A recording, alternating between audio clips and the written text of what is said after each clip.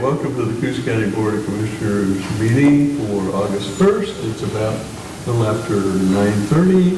Please join me in the Pledge of Allegiance and the moment of silence. I pledge allegiance to the flag of the United States of America and to the republic for which it stands, one nation, under God, indivisible, with liberty and justice for all.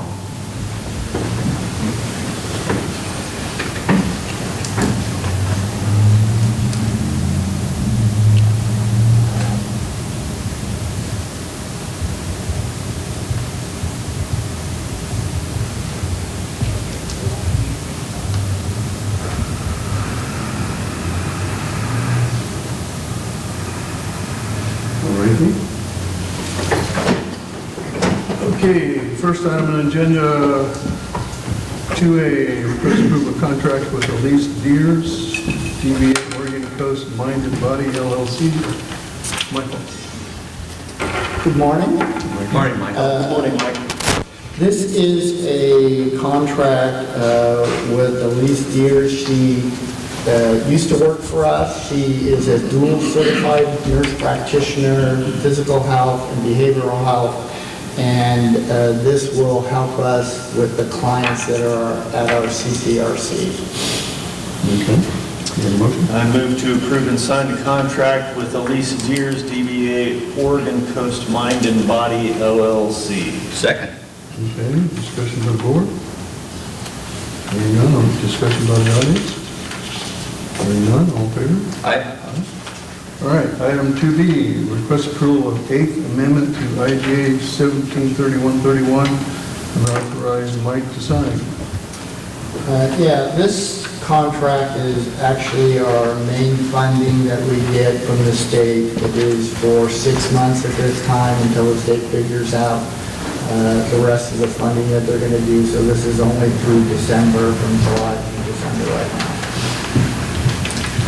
Move to approve the 8th Amendment to the Intergovernmental Agreement 173131 with Oregon Health Authority and authorize Department Head Mike Rowley to DocuSign.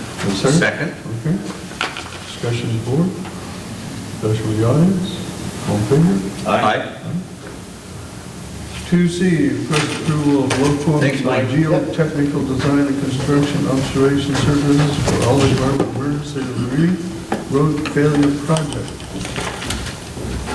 Good morning. Good morning, Paul. So this is for one of our road failures we experienced last winter. As part of the emergency relief funds coming from the feds through ODOT. So I want to get an engineer on board to have them do an evaluation and come up with an emergency repair for, there's actually 2 on the agenda today. This is the first of 2. Anyway. Shredder Design was one of 3 firms that we contacted. One did not respond, they were unable to quote. And then the other one was quite a bit higher for this particular project. So that's low. Motion? Quite a bit. Move to approve for Strata Design to provide geotechnical design and construction observation services on our Olive Garden Emergency Relief Road Failure Project, not to exceed $39,888, and authorize chair to sign. Nice. Second. Discussion with the board? Discussion with the audience? Big difference on those quotes. Yeah.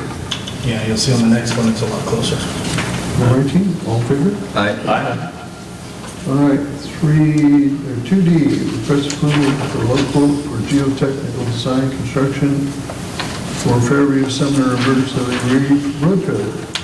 So this project is actually very similar in a lot of ways to the Olive Harbor site. The only main difference being Olive Harbor's a paved road, this is a gravel road. So you'll notice that Strata Design's price is exactly the same. Again, contacted the same 3 firms. PBS was unable to quote at that time. Shannon Wilson was just a hair over 10,000. Okay, motion? I move we approve the Strata Design approval for Strata Design to provide geotechnical design construction observation services on our Fairview Sumner Emergency Relief Road project, failure project, not to exceed $39,888, and to authorize the chair to sign. Second. Discussion with the board? Discussion with the audience? Hearing none, all in favor? Aye.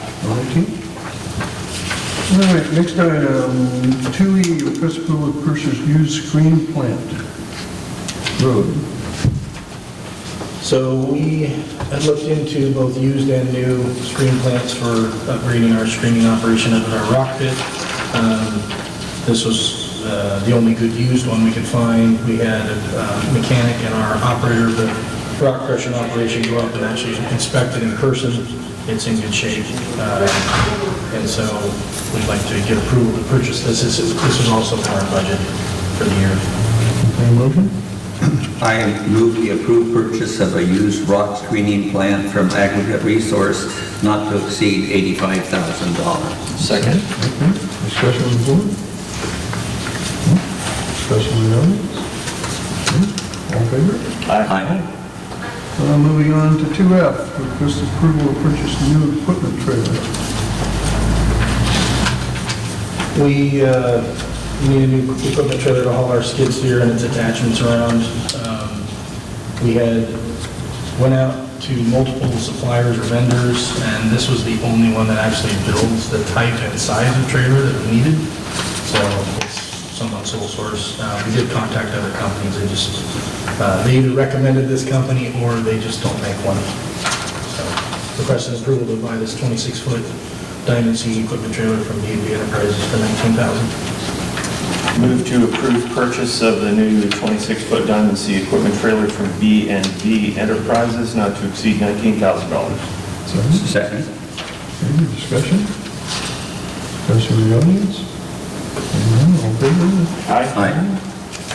Alrighty, 2D, request approval to purchase a crack sealer.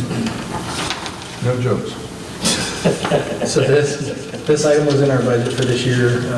We contacted 3 vendors. We did receive 3 quotes. Craftco was the low responding company. They were just under $76,000, so we're asking approval to purchase with a not to exceed $76,000. I move we approve purchase of a new crack sealer from Craftco Incorporated, not to exceed $76,000. Second, Second. discussion? Did we figure out what the Sourcewell contract is? Did we find that contract? For the crack sealer, What is Sourcewell? Sourcewell is basically the state does all the negotiations on contracts ahead of time. And so if you can find somebody who's on the Sourcewell contract, the price has already been negotiated. So we're able to purchase through Sourcewell without having to get, or being required to get competitive bids. Sometimes we will get bids anyway. In this case, we did get multiple bids, but Craftco is a Sourcewell contract company. Do you know what the relationship, if any, is between the Sourcewell contract and Oregon Buys? That's a great question. That'd be a great question. I'm not positive. Is He is not here. Is She's on. Good. Maybe Audrey can answer that. Andre's online there in the lower left corner. Audrey, if you can hear us, do you have any knowledge about the relationship between the Sourcewell contract and Oregon Buys? I don't. I apologize, Commissioners. I can look that up and get back to you after the meeting. All right.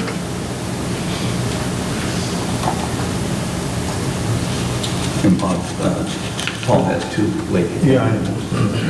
But So, what I'm thinking is, you want to set this aside for a few minutes? I don't know, I mean, I assume that our Public Works Director knows what a good deal on a crack sealer is. Well, like I said, we did obtain 3 quotes. Yeah. For it, even though we're not required to. Uh-huh. I'm fine with voting. Okay. Yeah, me too. All right. All in favor? Aye. All righty. Now, down to Next agenda item, whichever number this is. I move that we consider late agenda item. Yeah. No, those are late lates, but we have regular lates. But That's what these are. These are all late. these are regular lates, yeah. Now, they're late lates or regular? Late. Oh, They no, we have are. to have a motion to accept all Yeah. late lates first. Yes. It didn't say, so. Have a motion for late lates. Yes. Okay, do I have a second? Second. All right, all in favor of late lates? Aye. All right, yeah. Atlantic Creek landslide project. So like the two DR funded projects, we requested proposals from three companies, the same three that I mentioned before. The PBS, again, was unable to quote. Shadow Design was at $88,305. Shannon and Wilson was $86,556. Very close numbers there between those two that did quote.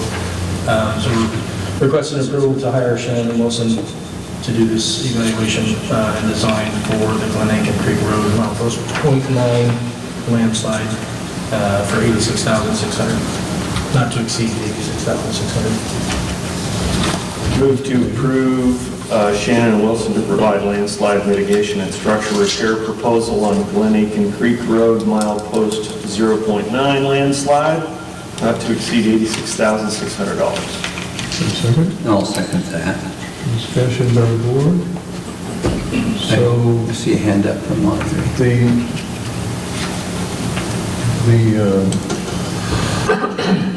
Went out for bids, right?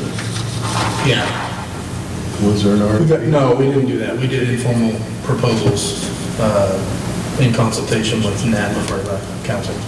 We did that for all three of those projects where we're looking for consulting services. They weren't formal, so. Nope. Okay. Audrey, you have a hand up. Yes, Commissioners. So I apologize, I only saw this about 10 minutes before the meeting, but my understanding is that the Coos County rules require that the department consult with council before a contract for critical services, between $50,000 and $150,000 is approved. I would just recommend that the commissioners hold off on this decision for now until we can actually have that consultation. The contract is not something that was on the list of items that was provided to us at the time the handle left. So I want to make sure that there's no failure to follow the county rules on this particular item. All righty, so I need a motion I to, couldn't understand that. Yeah, I she wants did to hold off, is basically what you said, till she can review everything. Is there a difference between this and the other two that we did? The difference, Commissioner, is the amount of contract.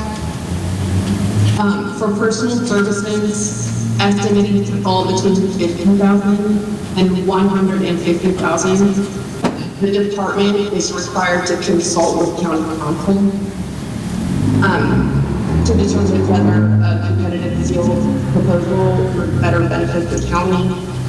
That consultation has not happened on this contract. And so I recommend that the commissioner defer making a decision or approving this contract until that consultation has happened. Okay, does that apply to the previous two we also did? We did consult with Nathaniel before he left. We actually had a meeting. So just this on one a so far. project where council All right. was involved with it. So we'll set this aside until council has a chance to review, all righty? And then we have another late agenda item for a 6-ton Falcon asphalt hot box. Can we pause for 1 second? On that previous item, would the board be willing to approve it pending council approval? That we would not have to come back to the board again, assuming council. Let's ask council. That sounds reasonable, but Sounds reasonable. Is that possible? council, Audrey? There she is.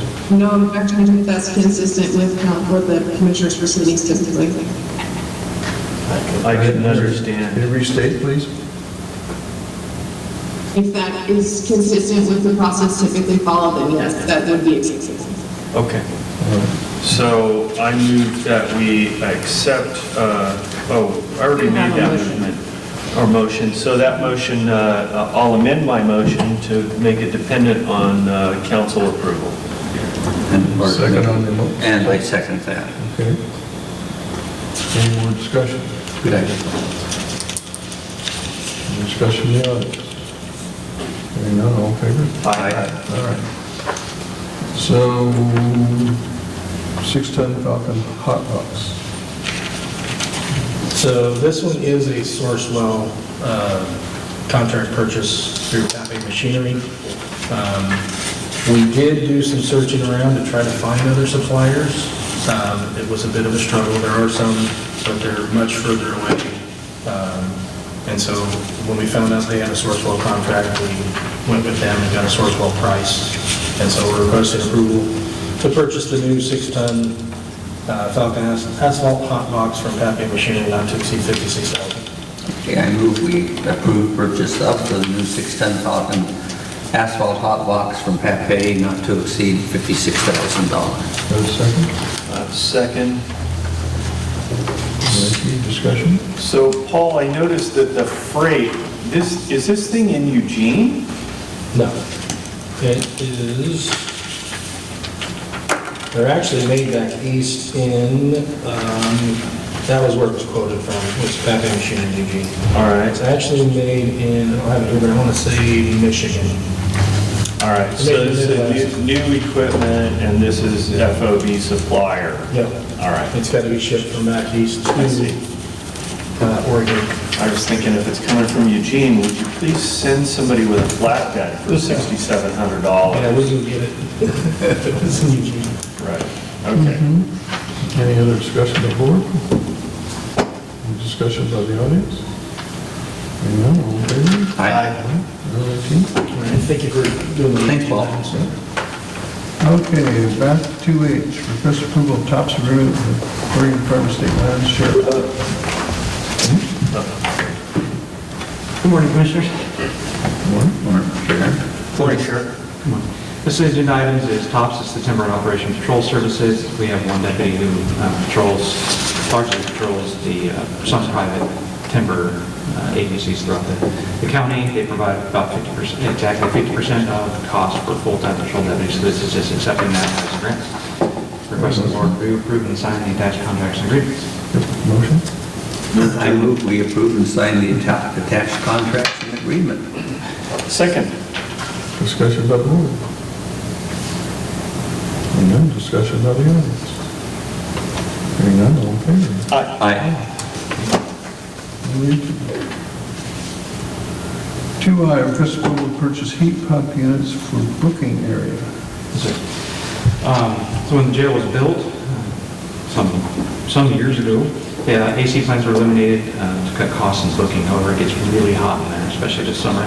They have to require or wear their vests, so we're looking to put in, it's basically just a heat pump AC units. We did get quotes on this one. We went up 4 people. One said they don't do commercials, so we went 3 more. Never heard back from one, despite repeated attempts. Comfort Flow quoted $24,000 to $30,000, and Umpqua Sheet Metal came in at the lowest at $15,000 by far. So the funding source is the equipment line item from corrections. It was budgeted. Request BOC to approve Umpqua Sheet Metal to install 2 new Dalkin 2-ton heat pump units to cool the booking area. Cost for units and installation not to exceed $15,000. Move to approve Umpqua Sheet Metal to install 2 new Dakin 2-ton heat pump units to cool the booking area. Cost for the units and installation not to exceed $15,000. Second. Okay, discussion? Is this, the lack of the heat pumps actually could be a really nice part of a weight loss program, couldn't it? I should spend some more time up there. Well, I wasn't making any implications like that, sure. That's okay, I'm so for it. It's a health issue, as I understand it. Yes. Kind of cheap, because if they get too warm, they could be dehydrated and pass out. I want that. I don't think I'll Smell good, people? All right. Any other discussion by the board? Discussion by the audience? Other individuals? Hearing none, all in favor? Aye. All right, Keith. Thank you. Okay, 2J, impressive reclass of Robert Wilson by the county assessor. Don't see the assessor here, so I'll just pick it up. The assessor is looking to approve reclassification of Robert Wilson from property appraiser 1 to property appraiser 2, step 1, effective today, August 1st, because Robert is performing exceedingly well, already performing the duties of appraiser 2. So I move to approve reclassification of Robert Wilson to step 1 of the property appraiser 2 position, effective today, August 1st, 2023, and sign resolution number 2307165P. Second. Okay, discussion? I thought, maybe I'm wrong, but they had to have a application to Department of Revenue and approval when they went to PA2.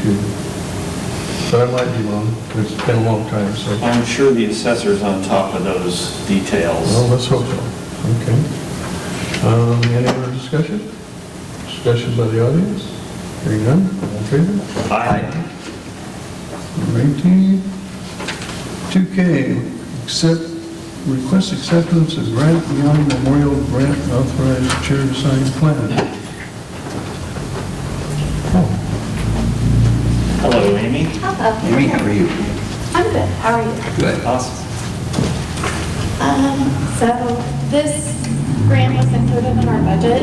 We budgeted for $4,000. However, this granting 2 years, they are granting $5,000. We're asking that the board would accept the grant and sign. okay. Motion? Move to accept the 2023 to 2025 Grant Young Memorial Planning Assistance Grant and authorize chair to sign. Second. Okay, any discussion?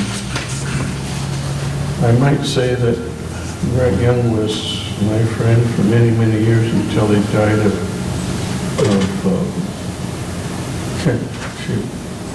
pancreatic cancer within 20 days of diagnosis. Oh, geez. So I'll go ahead and vote, but he's gone, and I've known him for like 30-some years, and we did lots of things together. Wow. Okay. Any discussion by the board? By the audience? No? All in favor? Aye. Okay, thank you. I move approval of the consent calendar. Have a second? Second? Okay. Any discussion about that? Discussion by the audience? No? All in favor? Aye. Aye. We have one late agenda item, reappoint Charlie Waterman to Planning Commission. I move to consider the late agenda item. Second. Okay. Aye. Matter of approval of order 2307048C, reappointing Charlie Waterman to Coos County Planning Commission. I move we approve order number 2307048C. Second? Discussion by the board? Audience? All in favor? Aye. Aye. All right. Commissioner reports. Okay. Thanks, Amy. Who wants to jump in? Well, I'll go first. Let's see. Yes, I'll go first. So it's been a event-filled last couple of weeks. Of course, I had some couple of days of vacation a couple of weeks ago. And then last week, of course, was filled with county fair, which is always a blast. It's really neat to get out there and talk to people in that environment, and it was thankfully not so hot this year, except for that Tuesday was a little rough. But a lot of good feedback from people, and a lot of challenges on, of course, the forest road closures. That's always a hot topic these days, and there's still some confusion out there about that. But I just want to revisit that we've had 3 work sessions on this topic and come up with some good ideas. I do think we're going to be able to come up with a solution that will allow us to open at least some of those roads on a trial basis, fire season notwithstanding. And we are watching that because, of course, we have the lowest rainfall in the late season in a number of years, and so it's creating a little bit of a fire season situation. Let's see, we've been working a lot on the Baloney Ranch properties, been out to both of those properties a number of times, dealing with different issues, and we just filed recording on the retransfer of those properties yesterday back to the auspices of the county. And so we'll be looking for, we're working on an appraisal, getting an appraisal on those properties so we can put a prospective sales price on them and move forward deciding what we're going to do. I personally would love to see those properties continue to serve the types of communities that they're serving right now, which is youth transition, youth transitioning from foster care into young adulthood, most of these having very limited to no experience or knowledge about maintaining their actual independent lives. And the way I understand it is most of these clients are coming in after they've aged out of foster care. And most of these are coming from households, we all know these exist, households that are not providing foster care because of love for humanity or kids, but for monetary reasons. And therefore these kids don't get the kind of nurturing and protection and training that will be instructive for them for their productive, independent lives. So I'd love to see that provided on an ongoing basis in these properties, but as we all know, the county is suffering a pretty tragic revenue loss, and so selling them might be what we have to do. We'll just have to see. Let's see, moving right along. I guess actually that's where most of my time's been occupied in standard day-to-day operations here at the county, and that's about all I have to say. John?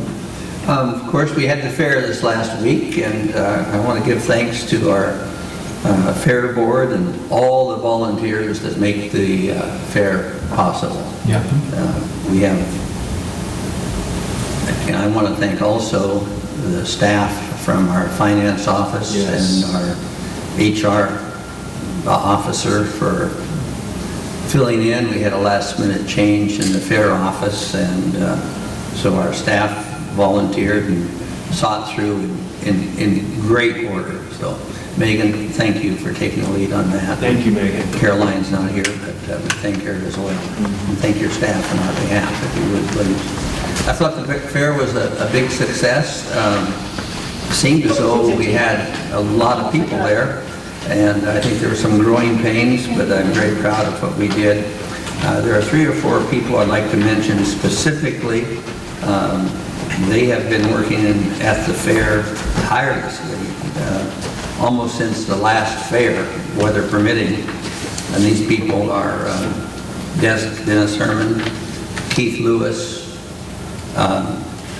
Gary Haga, and Wilson, Jason Wilson. I'm sure I'm missing some people, but those Those are the forced slave laborers, yeah. yeah, they stood out. Keith worked so hard, I think it was his wife that caused him to do yard work or something more than what he did at the fair, but he had to take a day off. So I can't thank him quite as much as the others. Sure. Nice going, Pam. The auction was remarkable. As usual, our citizens and our companies pull through and go way above and beyond what one would expect. One steer set a new record and went for $37,000 in change. A rabbit went for over $7,000. That would be tasty. I think, You forgot about the cake. oh, I didn't hear about the cake. Did you buy it? What? No. They allowed only 3 bids, or not 3 bids, but 3 times around. Return. And it went for $3,000, $3,000, and $3,100 for one cake. $9,100 for a cake. He goes to the scholarship program for 4-H. And then at the end of the auction, there were 2 young men who lost their father recently, through tear. They each had a hog, and each one went in the neighborhood of $150 a pound, Good. close to $40,000 per pig. So the generosity and care of this county is just remarkable. Joined the sheriff last evening in a meeting with a group of homeowners from the area just north of Sunset Beach, where they've been experiencing a lot of robberies or break-ins, taking property. The sheriff and Captain Sanborn did a remarkable job of communicating with the citizens out there. While we're talking about Lighthouse Beach, there's been a long-running issue with access to the beach. People that were using the beach would go across with a piece of private property that had never been built upon, and the landowner, at the urging of a neighbor, closed that off, and it created quite a furor. I believe the landowner has agreed to, rather than continuing with the existing path that went through the middle of his property, which made it useless for building, agreed to provide state parks a pathway at one edge of his property, and not only provide the land, but also the landowner would put in there a trail which covers some pretty steep ground. So it's no easy task, and the state parks would take ownership of that and guarantee access to the public. We'll come back to the county, and they've asked us to have our Bassendorf people, park people, look after that, just as share the duties. So I think that's going to come together. And the other thing I'd like to comment on, I know we've got a small crowd here today, but for years and years and years, we've not seen a lot of investment by businesses in the county and home builders. And I think that's changed a lot. You look around and see what's happened in Coos Bay on their waterfront, real big improvements there. Converting what used to be an industrial waterfront to a commercial waterfront. That continues. The cities all seem to be making investments, most of them in their infrastructure. Roseburg Forest Products is investing $50 million in their plywood plant here in Coquille. They view it as one of their best plants. Southport Lumber Company has invested a lot of money in recent years, and they're adding now a pellet mill, and the market for their wood pellets will be Japan, so they're going to have to build a loading facility, a dry storage facility, as I understand it, and loading facility. Bandon Dunes continues to invest a lot of money in their facilities, and as well as in their facilities, at the golf course, they are also doing a lot of investing in housing for their employees. So we're seeing a lot of good things go on in the county, and it's pretty uplifting. Well, and look across the street, what's happened here. overlook what's happening right next door. I don't know what's going to happen to the construction trades in Coos County when they finish that building. It's going to be a big letdown. But we've got a lot of good things going on, and I think they're good projects. And of course, the port is looking at a container terminal. If that were to happen, it would be a real blessing to the county. And I'm getting a note here. The villages. Oh, the Coos Bay Village? Yeah, and that, when I was talking about the waterfront, that was what I had in mind. I didn't specify it. Coos Bay Village has significantly upgraded our I kind of call it our front yard. That's where 101 runs through the cities. And the same people that built the village are putting in some new buildings on what used to be an old tank farm. So they've done a lot of work cleaning that up, and construction looks to be underway. I see foundations going in. So kind of nice to see all this going on in our county. I think that, Travel Southern Oregon Coast, an organization funded by Bandon Dunes, sponsored a meeting of entertainment and travel writers and mountain bike riders at our bike trail. And it was very well received. The day following the writers' visit, they had an event out there. I counted 107 cars parked along our road. The county road department closed down Whiskey Run Lane, or part of it, to accommodate that. And these people come from all over. These aren't just local citizens. Most of them are. But they come from all across the United States.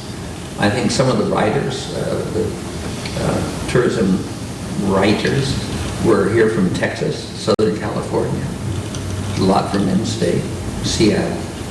So we're getting good coverage. That's it. Okay.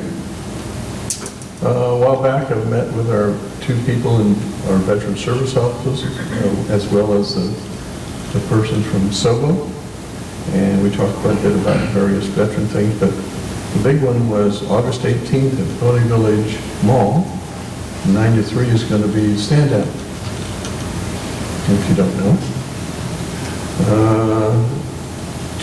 2 Mondays ago, the sheriff and I went up to Shutter Creek and met with Air National Guard. They're trying to improve where their comm site is, which is different than the actual where Shutter Creek is. It's down a gravel road about 2 miles east of where the actual Shutter Creek Correctional was. And then I learned something. They're not going to take over the correctional part, just the other comm site.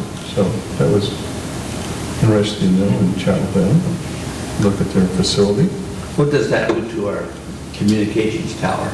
Our communications tower is at Shutter Creek itself. Okay. Although they had an informal verbal offer, if that didn't go into longevity for us, that we might be able to place our 911 hub at their spot. So that was a plus. It was very beneficial to talk to the captain. It was really good. And of course, Tuesday we did the fair opening and went to the fair multiple different times. And then on Friday, it was quite an interesting event because I got called by the port to go out to North Spit to meet with Senator Wyden about the container facility at 1 o'clock, which meant I then called the sheriff to stand in me for the finals for the pie tasting contest. And then the sheriff got called out. He had to get hold of Captain Sanborn to finally go and participate in the pie judging contest for the fair. So it was, yeah. That was torture. Well, it was kind of last minute, and call for the pie people to say, hey, I'm not going to be able to make it. Sheriff's not going to be there. Well, the sheriff's not going to be there. Captain Sandbar would be there. It was kind of a circus sort of thing. Saturday, we went to, wife and I and some friends went to 4-H auction. Like John was talking about, the 2 kids who lost their father just a few days before the auction. The community was amazing. They stepped up and they raised $78,220 for those 2 kids. Their father died of a massive heart attack a few days before, and he was a contractor. So that was, kind of had a tear to everybody's eye in there. It was totally packed. But before that, the whole auction, the kids did very well on all of their animals. Like John said, the rabbits and chickens and everything else went very high. You're talking $12, $15, $2,000 for 3 chickens. It's not about the price per pound, it's supporting our youth who are really good, upstanding citizens. And they're learning how to take care of animals and all that kind of stuff, so it's more about support than anything else. Interesting, I went to both nights to the rodeo. I guess for my friends who were there, the highlight of the whole thing was the wild cow milking. The cowboys rope the cow and another one grabs the cow and tries to get at least something in the bottle. It was hilarious. Sunday went to a breakfast meeting with Senator Wyden and Representative Val Hoyle, who the primary discussion was talking about the containers facility and having that happen. Then right after that, we went out to Bachelor Beach and looked at the progress that's being made on the repair of the jetty at North Spit for the $83 or $84 million project. They will be done sometime in '25 with that project. They're not only going out in the ocean, but they're going out back to the east where the cribs are. That was interesting. I didn't know they were going back to the east part. That was interesting as well. The Coast Guard was there, Army Corps was there, the BLM was there, the tribes were there, all kinds of folks, the port people were there, etc. So that was good. So maybe the container facility will happen. Then it went, as well, John was there at the town hall that Senator Berkeley and Representative Boyle were at the Marshfield Junior High. And that was interesting, to say the least. And yesterday, we got the happy news that we have 2 failures in our county-owned gas pipeline, cost of roughly $3 million, which we're wondering where the money's going to come from, as well as some other expenses. So I did make a call into Val Hoyle's aide in Washington, and I don't know if he got a hold of it yet. He got a hold of our roadmaster to try and figure out if there was some emergency funds in DC that we could obtain. Haven't heard back yet, so anything to report, Paul? He was going to reach out to USDA Rural Development Initiatives, see if they had any funding sources. Okay. Otherwise, we're going, where's the money coming from? And it seems like we haven't formally tried it. We had some informal inquiries about purchase, and nobody wants it unless we correct about 6 problems. So, it's become really expensive. And with that, we'll have citizen comments. Who wants to go first? Nobody wants to go first? How about second then? Yes, sir, you're going to go second. Good morning. Good morning. Morning. I was at a homeless, Name and where you generally... Tom Brown from Coos. Okay, thanks. At a homeless camp type of meeting a few weeks back. I thought I heard that the county was going to be having, was wanting to put in a homeless camp? Or, no? Not that I'm aware of.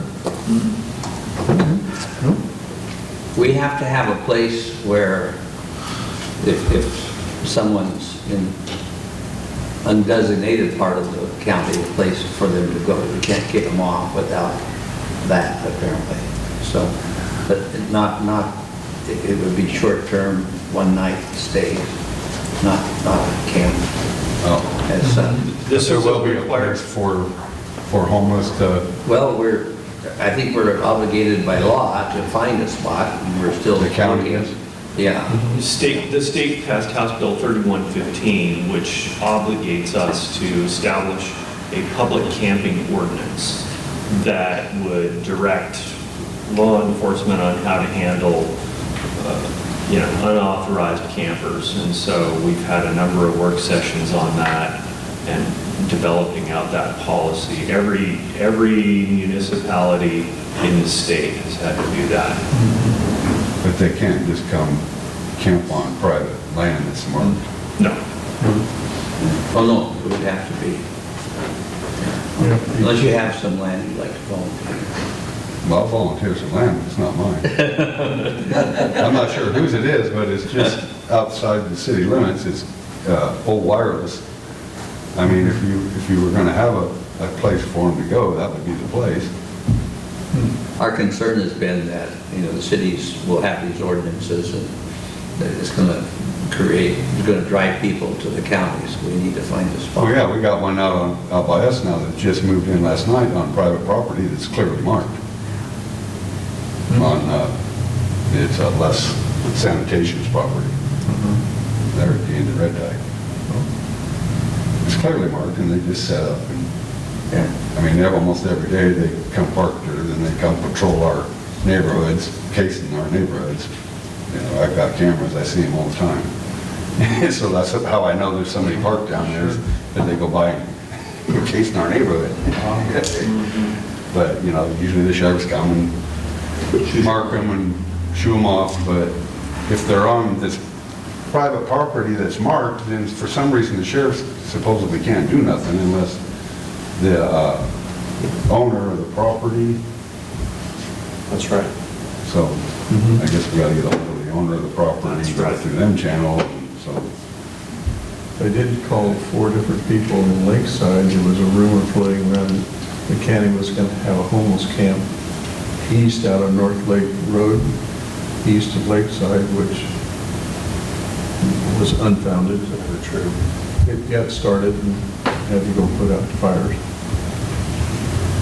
So as far as any other camp, I had another question, is this meeting I went to, it seems like they're trying to establish a place for a homeless rehabilitation or something.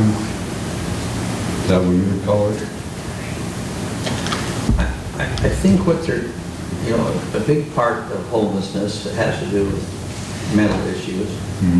It's not the only one, but I think that's what they were talking about, having the care and the facility in which to provide the care. Seems like it's going to be another like government organization type thing. They're going to end up with their own budget. And, I mean, I'm just wondering, is it just going to be for local homeless people, or will it be for all homeless? Or my main concern, will illegals be able to utilize it? That's something. I don't know the answer to that. I know don't this know that. big cities are We getting have a lot filled of- up, and they're going to have to be shoving them off somewhere. I'm trying to figure out how they're going to be incorporating them into our little communities. I think we're all trying to figure that out. So it's a tough one. They're going to be here. Oh, yeah. Yeah. Well, we're certainly seeing larger influxes of people into Bandon specifically is where I notice it. There are new people arriving with regularity who show up and they're panhandling or whatever, roaming around town, and the numbers seem to keep climbing. So that would indicate that there's some impetus that's driving them into the county, and I think the same things are happening in the Coos Bend areas. I don't know about Coquille. I imagine it's happening everywhere. I mean, It's hard. Where I hear from, there seems to be happening. Yeah. But the, illegal immigrants question, utilizing facilities that are for, it's tough. I don't know about that. I don't know if there's a protocol or a standard by which to verify citizenship before administering that kind of aid. Frankly, I don't know if that's what we want to do either, but we also don't want to provide, housing for people who shouldn't even be here legally Well, it on the would back. take away from our people that actually need the help, I think. Right. Which is going to take a lot of our resources, I think, from what I've seen. Right. Just trying to rehabilitate or take care of these people. But then from a pure humanitarian standpoint, you've got a rogue runaway administration in Washington DC that's allowing those border crossings to happen willy-nilly with no oversight.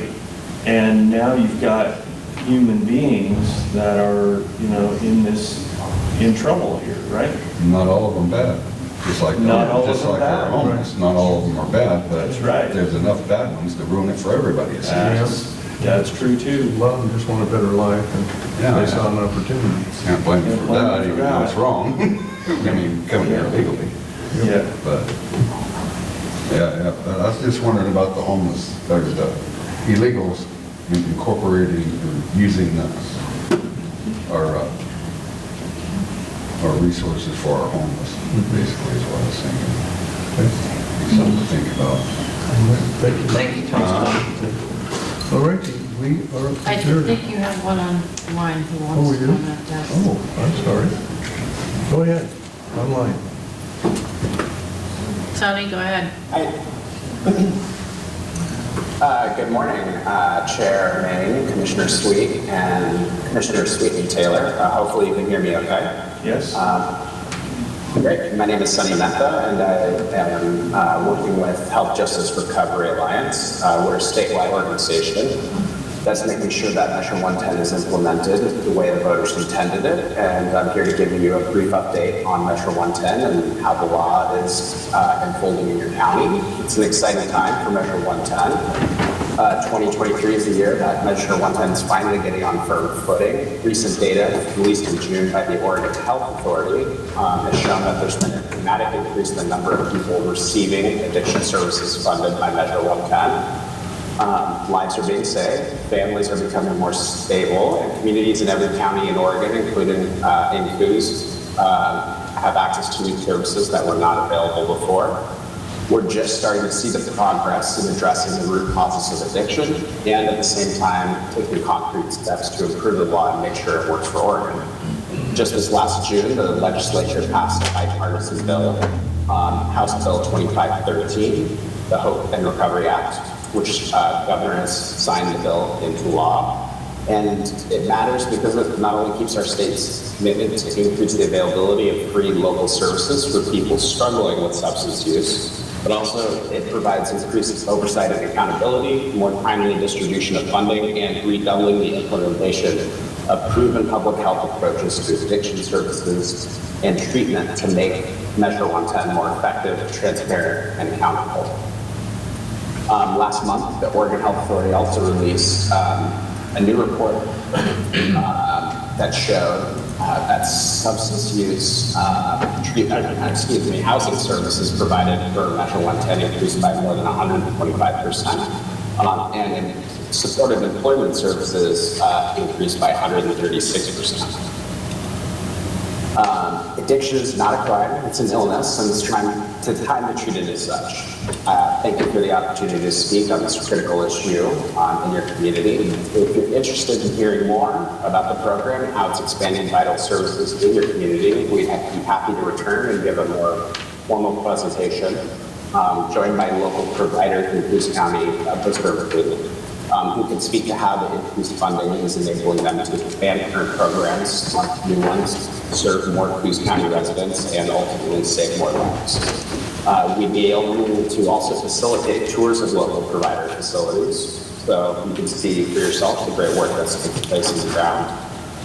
Thank you for the time, and I wish I was, it's been a few years since I've been down to Coos County, but I'm pretty jealous hearing about the fair, and got pretty hungry hearing about that cake. Well, I wouldn't mind having him come down and make a presentation. You know, I don't have statistics, but casual observation would tell me that drug use has gone up a lot more in this county than has drug treatment. Yeah. And so I'd be very pleased to know more about that, because what I'm seeing is that 110 is not working, Sonny, and I have deep concerns about it. So obviously I need to learn more, because what you're telling me and what I'm seeing are two different things. So please come down. We'd like to have a presentation. Absolutely. I got to say, I don't think I've heard a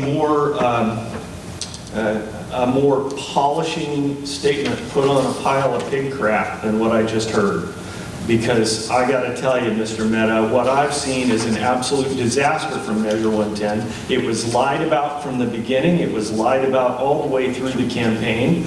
I'm not even sure that it actually passed in a legitimate electoral process. And what we've seen is an absolute disaster socially in every community in the state.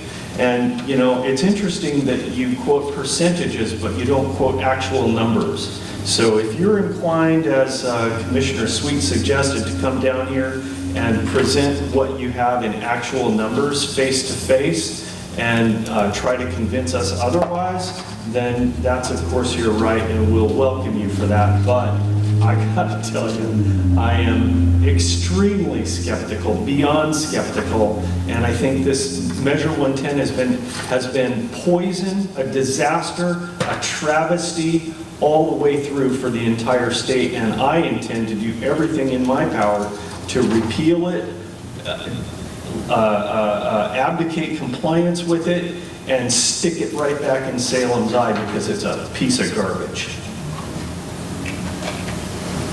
Rob, you need to make yourself a little more clear from time to time. Yeah, I know, I'm a little circumspect. Actually, I'd agree with Try to Commissioner read Taylor. between my lines. It'd be good to find out more, but from what I know, and being the liaison to all our law enforcement and jail and things, that there's no treatment whatsoever.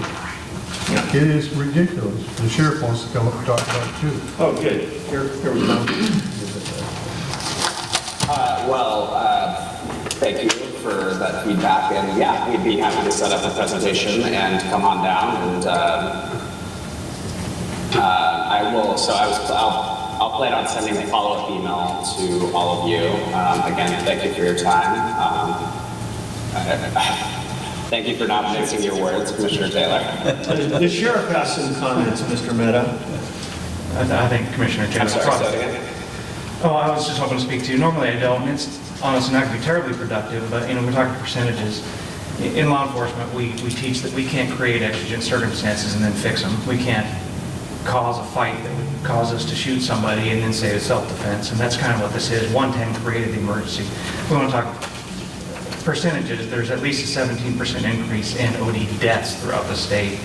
So I'm totally on board with getting this thing repealed too. However, I would be very interested to see what kind of increase in services and dollar amounts coming into the county and where they're going.